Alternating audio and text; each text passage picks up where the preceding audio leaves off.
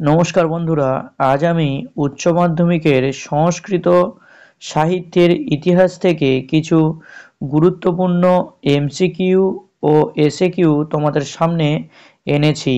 এই এমসিকিউ এসএকিউগুলো অভ্যাস করলে অবশ্যই তোমাদের সংস্কৃত সাহিত্যের ইতিহাস থেকে যে সমস্ত কোয়েশ্চেনগুলো হয় এমসিকিউ ও এসএকিউ টাইপের, তো আশা করি তোমাদের পরীক্ষাতে জানা আসবে।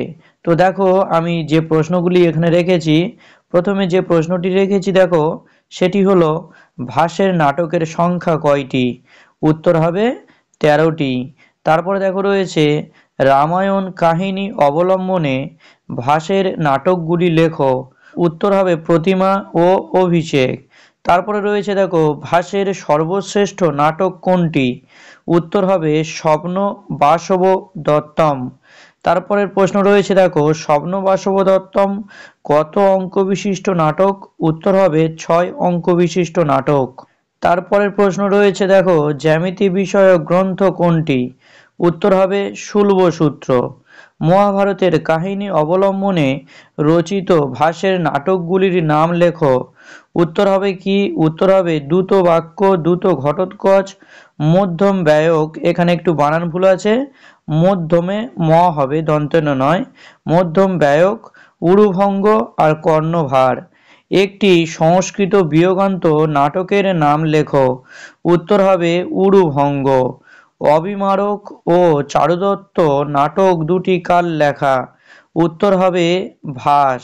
তারপরে দেখো রয়েছে কালিদাস কতগুলি নাটক লিখেছিলেন ও কি কি? উত্তর হবে 3টি। একটা হবে মালবিকা অগ্নিমিত্রম, একটা হবে অভিজ্ঞান শকুন্তলম, আর একটা হবে বিক্রম উর্বশীয়ম। কালিদাসের সর্বস্ব কোন নাটকটি? উত্তর হবে অভিজ্ঞান শকুন্তলম।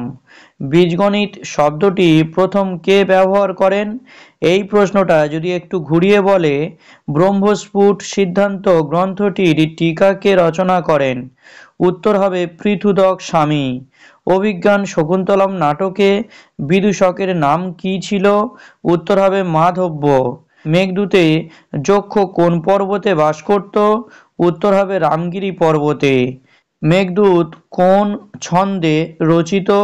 উত্তর হবে মন্দাক্রান্তা। তো তারপরে দেখো রয়েছে মেঘদূত অন্য কি নামে পরিচিত? উত্তর হবে মেঘ সন্দেশ। মেঘদূতের একটি টিকা ও টিকাকারের নাম লেখো। উত্তর হবে ধৈর পবন দূত। চরক কোন বিষয়ের পণ্ডিত ছিলেন? উত্তর হবে আয়ুর্বেদ চিকিৎসা বা চিকিৎসা বিজ্ঞানের। প্রাচীন ভারতের সর্বাপেক্ষা প্রাচীন চিকিৎসা গ্রন্থের নাম লেখো। উত্তর হবে চরক সংহিতা। চরক সংহিতার একজন টিকাকারের নাম লেখো। উত্তর হবে চক্রপাণি দত্ত। তো তারপরে দেখো রয়েছে, তোমরা দেখা পাচ্ছ কি রয়েছে, রয়েছে কালিদাসের কাব্যগুলি কয়টি ও কি কি? উত্তর হবে 4টি। ঋতুসংহার, রঘুবংশ, কুমার সম্ভব, আর রয়েছে মেঘদূত।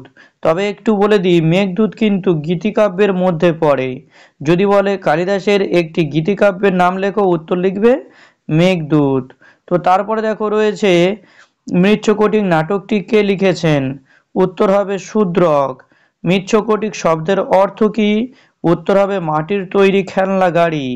অভিজ্ঞান শব্দের অর্থ কি? উত্তর হবে স্মারক চিহ্ন। তো তারপরে দেখো যে প্রশ্নগুলি রয়েছে, রয়েছে মুদ্রা রাক্ষস নাটকটি কার লেখা? উত্তর হবে বিশাখ দত্ত। মুদ্রা রাক্ষস নাটকটি কোন পটভূমিকায় লেখা? উত্তর হবে রাজনৈতিক পটভূমিকায়। একটি স্ত্রী ভূমিকা বর্জিত নাটকের নাম লেখো। বা এই প্রশ্নটা একটু যদি ঘুরিয়ে বলে স্ত্রী ভূমিকা বিহীন নাটকের নাম লেখো, উত্তর লিখবে মুদ্রা রাক্ষস। মুদ্রা রাক্ষস নাটকে মুদ্রা শব্দের অর্থ কি? উত্তর হবে চিহ্ন। আর্যভট্ট কোন বিষয়ের সঙ্গে সংশ্লিষ্ট? উত্তর হবে গণিত ও জ্যোতির্বিদ্যা। তো তারপরের প্রশ্নগুলো রয়েছে দেখো, রয়েছে চাণক্য কার মন্ত্রী ছিলেন? উত্তর হবে চন্দ্রগুপ্ত। গুপ্ত যুগের নিউটন কাকে বলা হয়? উত্তর হবে আর্যভট্ট। আর্যভট্ট বা আর্য সিদ্ধান্ত বা আর্য মহাসিদ্ধান্ত বা 10 গীতিকা সূত্র, এত রকমভাবে কোয়েশ্চেনটা ঘুরিয়ে দিতে পারে।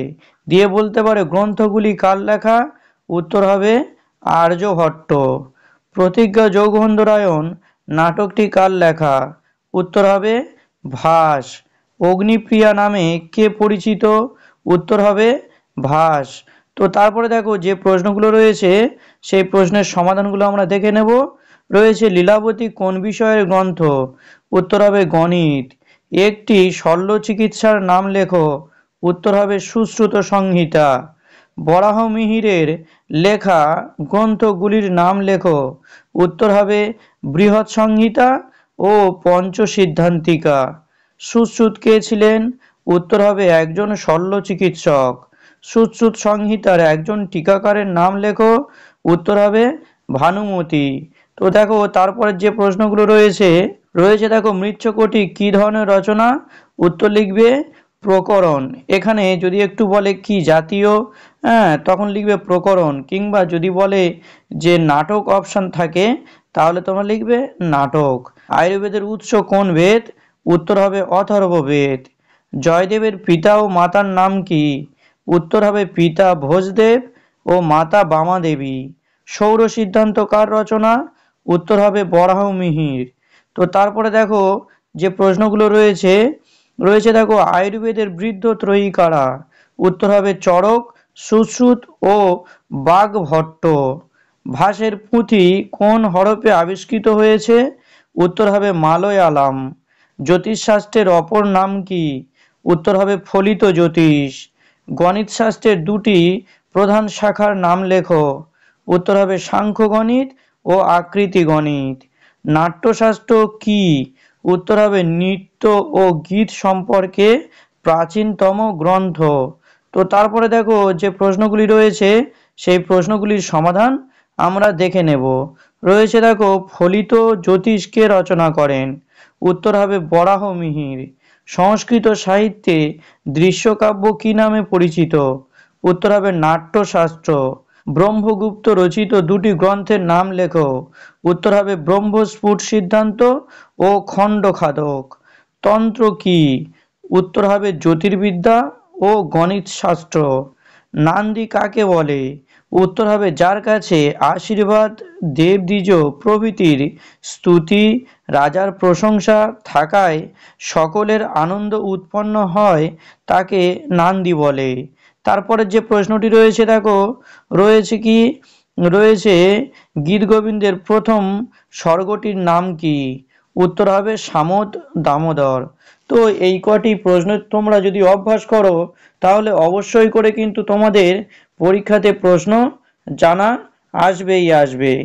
তো আশা করি ভিডিওটি তোমাদের ভালো লাগবে এবং তোমাদের অনেক উপকারে লাগবে। তো যদি ভিডিওটি ভালো লাগে এবং তোমরা এই ভিডিওটি থেকে সামান্যতম উপকৃত হও তাহলে অবশ্যই ভিডিওটিতে লাইক করে দিও এবং ভিডিওটি কেমন লেগেছে অবশ্যই আমাকে কমেন্ট বক্সে জানিও এবং চ্যানেলে নতুন হলে চ্যানেলটি সাবস্ক্রাইব করে দিয়ে দ্য বেস্ট এডুকেটমের সঙ্গে যুক্ত থেকো এই রকম এডুকেশনাল মূলক ভিডিও সবার আগে তোমার কাছে পৌঁছে যাওয়ার জন্য।